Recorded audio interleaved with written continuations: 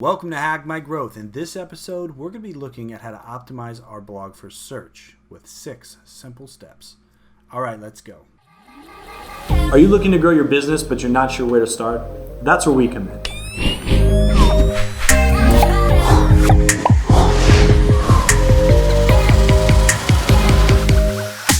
Hey, thanks so much for checking out this video. If this is your first time watching, or maybe you've been watching a while and have not yet hit subscribe, please do so now. And don't forget to turn on alerts. That way you'll know every time we publish a new piece of content to our channel.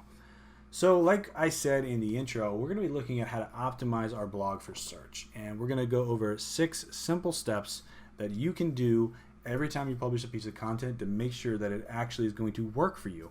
Now, a lot of people just buy into the belief that content is king. Now, content is extremely important.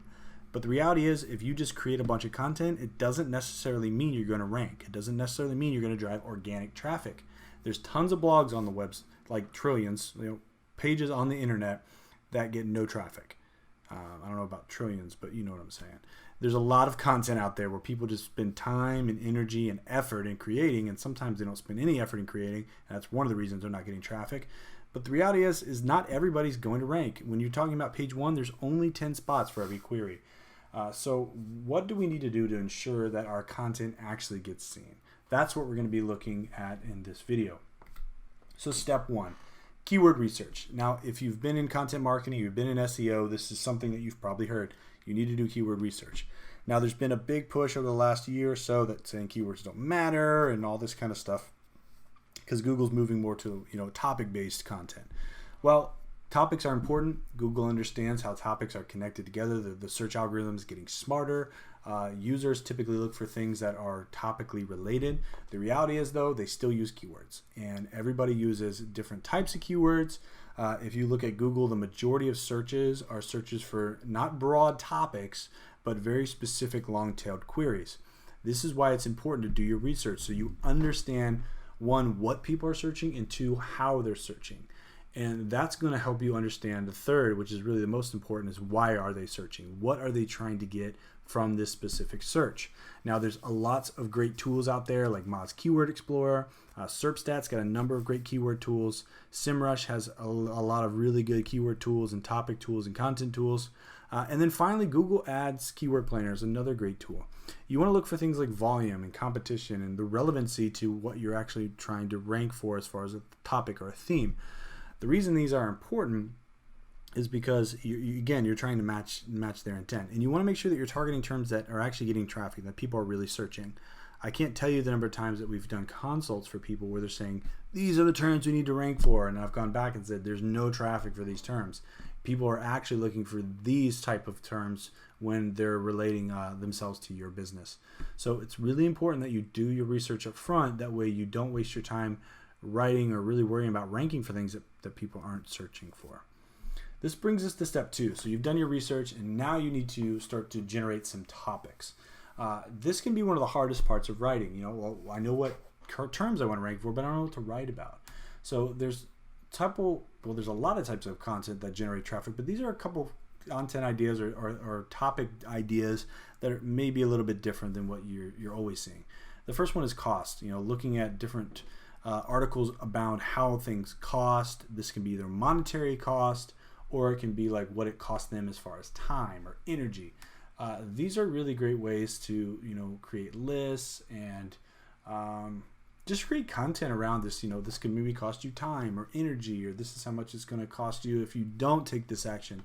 These are really good pieces of content too for like lower in the funnel when people are starting to make that buying decision, when you can start to press on cost, both the financial side, but also what it could cost them as far as time goes. You can tackle problems like problems. People have questions. They're having an issue with something. Well, find that issue. Frequently asked questions, something like that, and then turning that into a blog post and write about that specific problem and how you've met that problem before, work with customers to deal with that problem. You can do comparisons. Those are very easy things that you can do. You can do reviews, reviewing either companies or tools or different solutions within your niche. This can be extremely helpful to start to generate content around. Or you can do like best articles, like best content, best software, best feature, best ways to do X, Y, or Z.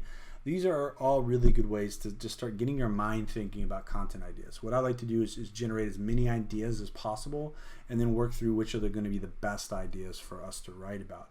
And again, you want to have good ideas and good topics because that's going to help people begin to read. And once they get into reading your content and engaging with your content, it's going to help them get what they're looking for. And when they get what they're looking for and you meet that intent, Google's going to help you rank that content higher. They're going to say, this is a good piece of content. People are engaging with this content. It should have more visibility.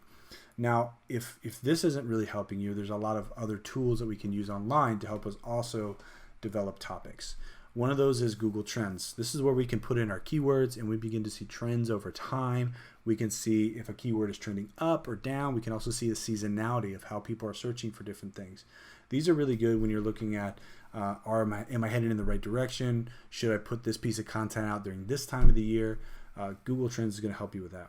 Google Suggest will give you topic ideas. That's when you're typing in a query in the search results and it's giving you like 10 or 12 other things that they're thinking you're trying to search for. Some of them may be relevant, some of them may be off the wall. It's not a perfect tool, but it can be helpful. Probably one of the best tools is People Also Ask For. When you're looking for content, these are specific queries that people have typed in, and Google's saying people who have typed in the query you're typing in have also asked these questions. That problems list we talked about in the slide before, you can get most of your questions right from the People Also Ask For box. The best part about it is people have already asked these to Google, so you know that people are searching them. Google Related Search, which is very similar to Suggest, but it's at the bottom of the page. It can give you a couple other ideas or concepts that you can begin to write about. And if none of those work, keywordtool.io is really great. It gives you a list of topics that people are searching, not just in Google, but other search engines as well. So once you've got your keywords done and now you've figured out what you're going to write about, you need to optimize your post after you've written it. A lot of people don't take the time to do this. Now, doing these steps, again, it's not going to guarantee that you're going to get traffic, but what it's going to do is help make sure that your post is optimized for the search engines and they understand what the content is about and really how to index it. So we're going to look at 6 subsections into this that are going to deal with optimizing your post. So let's get started. The first one's your title. So you want to put your keyword in your title. This is the name of your piece of content that you're writing, your head of your article. Again, it's going to set that tone for the reader, and it's also going to help the search engines, again, understand what you're writing about.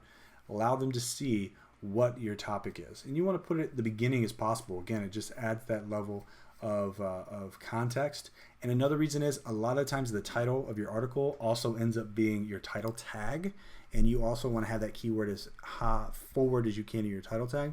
So usually best practice, if you can get your keyword in the front and it makes sense, that's the key. You got to make sure it makes sense, especially with blog content. That's a really good practice. The next thing is your headers. So these are the H1 through H6 that you can use to break up your content. Now, a lot of people use these specifically for design purposes, like H1 is the biggest text, H6 is the smallest version of your header.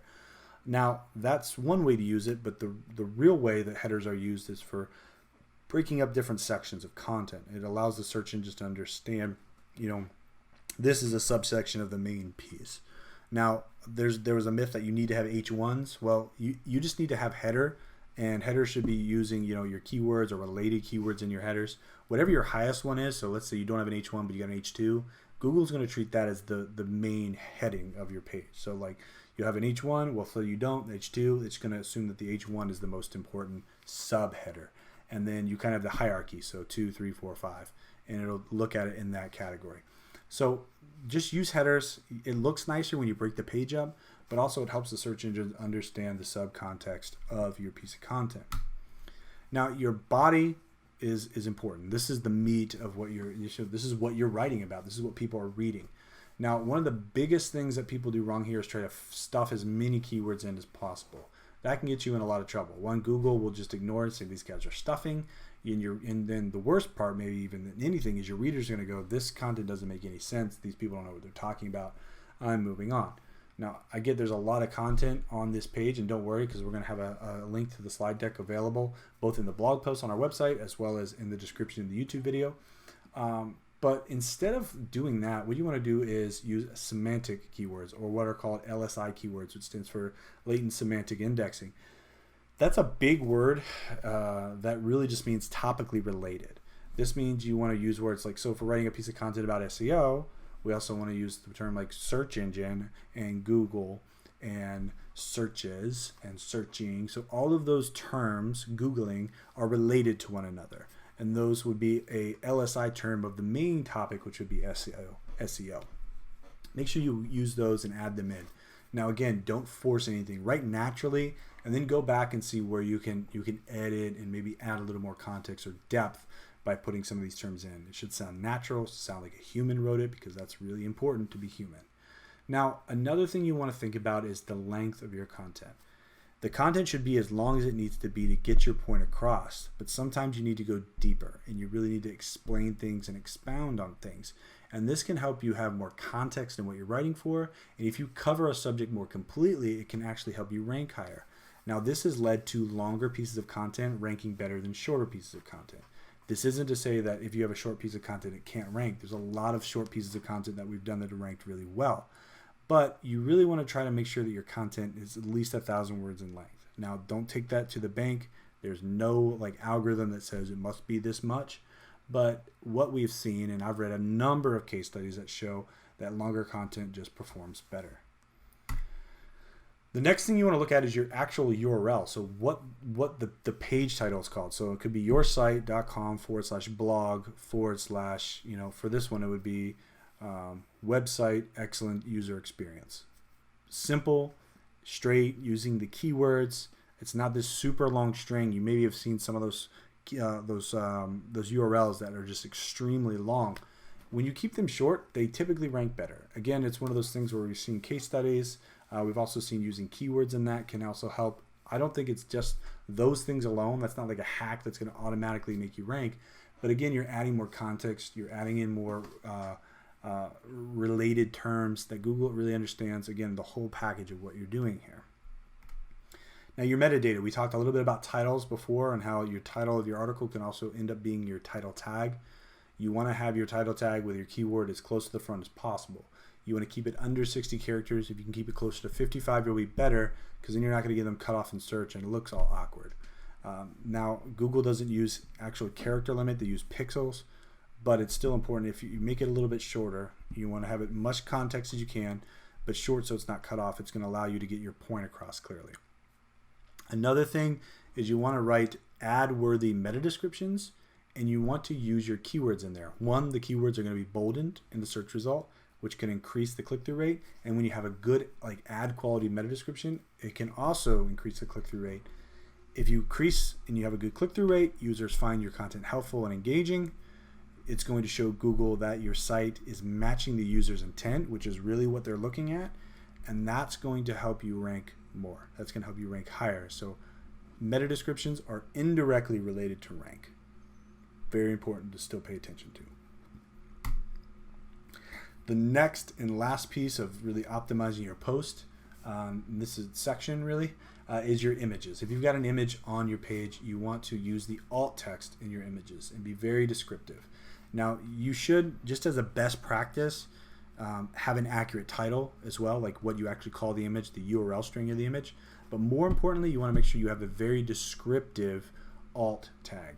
Now, Google, like we've said in a couple videos back a couple months ago, is putting a lot of emphasis in search on the image size. It's the second most used feature on google.com after search. So they see people using it, they're investing in it. Make sure that you're using descriptives in your alt text, so you're not just looking at an image like the one we have right here and saying, website blog image. Like, that doesn't tell us anything about the image. You want to do something more like featured post image for, quote, is your website providing an excellent user experience, quote, blog, 5 young adults looking over user experience example.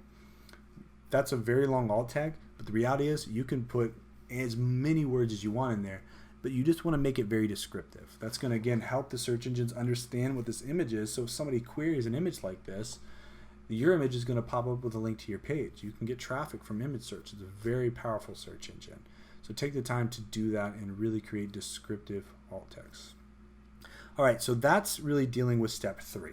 Now we're moving over to step 4, and this is using internal links in your content. A lot of people are afraid to use internal links in their content because they don't want to send people away from their website. Now, I understand that feeling, but the reality is, especially if you're a newer site or a site that's trying to increase authority, Google might not know that you have authority on the topic. You could be a PhD, but if they've never really engaged with you online, you don't have an online presence, they don't care because they don't know you. So you want to make sure that you have a relevant connection to the field of what you're talking about, and you have some clout and visibility. One way you can do that is actually by linking to other authoritative sites. So when you make a statement about something and you're saying, we know that this is true and it's been verified by this authoritative source, and you give a link to that, the crawler will go and crawl that. Yes, they're saying the same thing. This guy must know what he's talking about. We'll give him a little bit more like weight and authority because they've said something that we know to be true because this person said it. Now, instead of sending people, you can always have those pages open in a new window. Most CMSs allow you just to set a link open in a new window. But use links. Use a couple internal links, not just to your own content, but also some external links, which are pushing people to an outside source. So you want to do both. You want to do internal links to your own content, relevant content, keeping them engaged, and you want to do external links to authoritative sites outside of your own site that can help increase your authority and prove that you know what it is what you're talking about. So step 5 is think mobile. Now, more people are searching on their mobile devices than their desktops. Now, this is in the B2C space, but B2B still needs to pay attention because more people are moving that way as well. Now, Google's prioritized around mobile now. They have the mobile index, it's the main index. They've also got the search index, the desktop index, and they're both kind of working simultaneously, but the mobile one is the main index now. Make sure that your site is mobile responsive at a minimum. Now, for blogs, I think using AMP is also a really powerful thing to do. Now, AMP stands for Accelerated Mobile Pages. If you're using a CMS like HubSpot, it's really as easy as clicking a button. Now, AMP pages don't always look as pretty, or they haven't in the past. It's getting a lot better today. There's a lot more features coming to AMP, which is allowing us to still do creative stuff, but making pages load fast. That's the real key. People will look at crappy pages that load fast, longer, and be more engaged than pretty pages that take too long to load. Because when something takes too long to load, it doesn't matter how pretty it is, we're impatient. People leave. If it comes up, it may look junky or may not look really exactly what we want it to, but it comes up fast and the content's good, we tend to be happy with that. You can leverage AMP on HubSpot. You can do it on WordPress. Just with WordPress, you might be using a plugin. Make sure that doesn't conflict with any other plugins. It's kind of funny, but there's sometimes these plugins that increase speed. If they're not working together, they can actually retroactively do things and make your site slower, even though they're speed plugins. It's really weird. So WordPress is a great tool. Just make sure that the plugins you choose are working together and make sure that you have a minimum amount of plugins. But you can leverage AMP. And just another thing overall is just doing less JavaScript on your site is going to help speed up your site as well. Speed's the name of the game, especially when it comes to mobile. People don't want to wait. They want to have their content now. And the last thing you need to do is track your progress. So using Google Analytics and tying it into Search Console, you can see what keywords are driving traffic. You can see what keywords have a better click-through rate, what type of content's converting, and this is going to allow you to make better decisions. When you know what types of content that your users like, it's going to allow you to create more of that content. If you just keep kind of shooting in the dark, you're never going to really hit what you're looking at. Using analytics to track your progress is just the smart way to go. It's free if you use Google Analytics. There's other analytics platforms. If you don't want to use that one, Google Analytics is a great platform with tons of information that allow you to make smart decisions about what to do and where to focus your energy. SEO is a long game, so don't expect to win this thing quickly. Be consistent, take your time. This is something that I've been doing myself for our own business for quite some time, consistently publishing content that we believe our users will find helpful and engaging. If you continue to do that and you optimize it, you will begin to see a lot more organic visibility. Now, like I said, we are going to put this slide deck, a link to the slide deck. It's going to be on SlideShare. We also have a PDF cheat sheet, which you can download from our website. We'll put the link to that as well, which you can use when you're creating your blog content. I know the image is a little bit pixelated, and I apologize for that.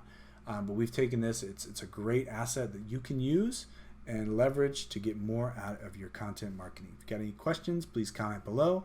And until next time, happy marketing.